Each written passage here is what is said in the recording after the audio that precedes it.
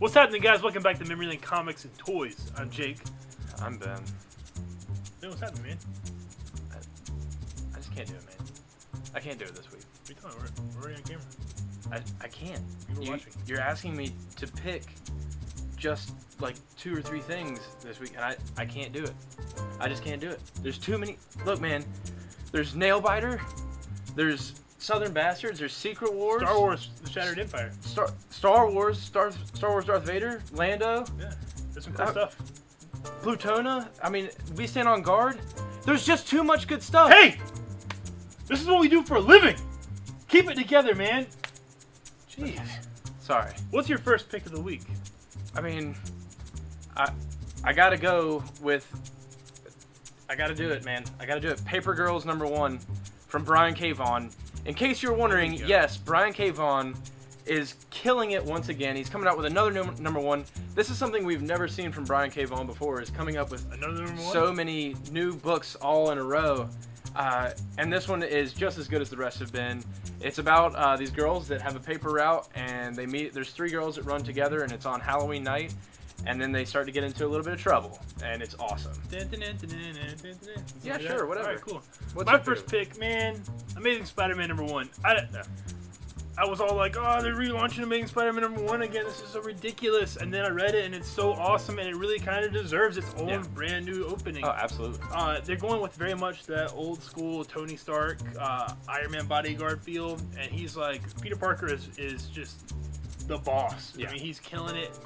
It had kind of like a Batman mixed with Iron Man with the peppering of Spider-Man in there. And I could look awesome. at the artwork all day Absolutely long. It was wonderful.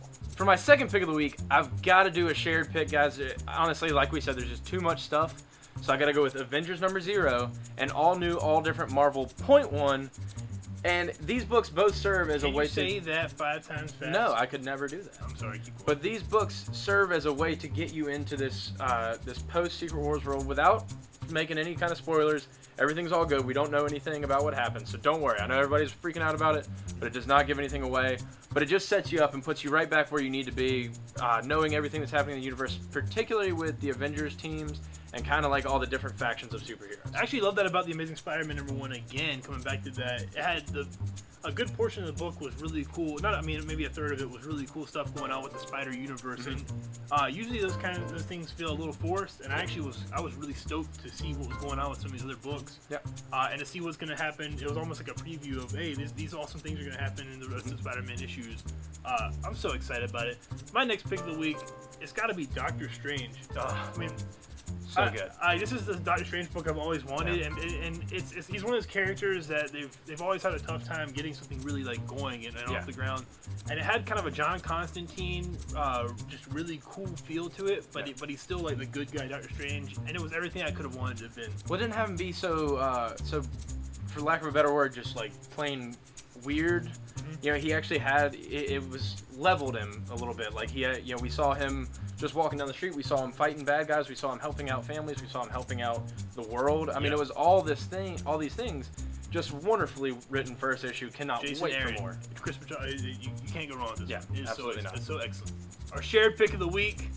Iron Man #1. Make that invincible Iron Man #1. It's got a super crazy thick cardstock cover that you can play frisbee with, and then you can read it when you're done playing frisbee, so you can enjoy it on 2 different We don't levels. suggest you do that. There's corners, very sharp It eyes. depends on which one of us Not he okay. has.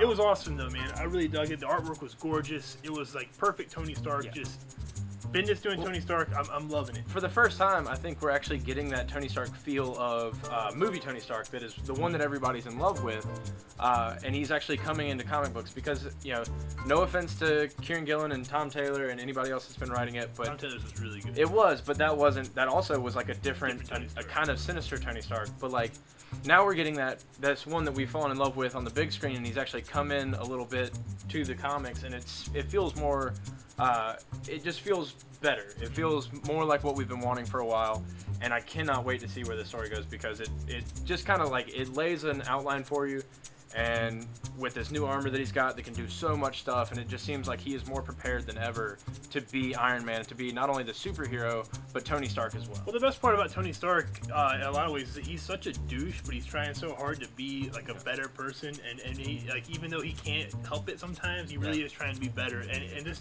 fully accomplishes that, and it's absolutely great.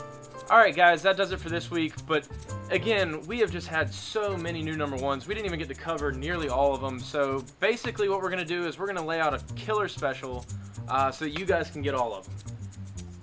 Do you want to do this? Let's do this thing. Okay, so basically the idea is that we want you to be able to pick up a bunch of these books and not destroy your wallet. So here's our plan.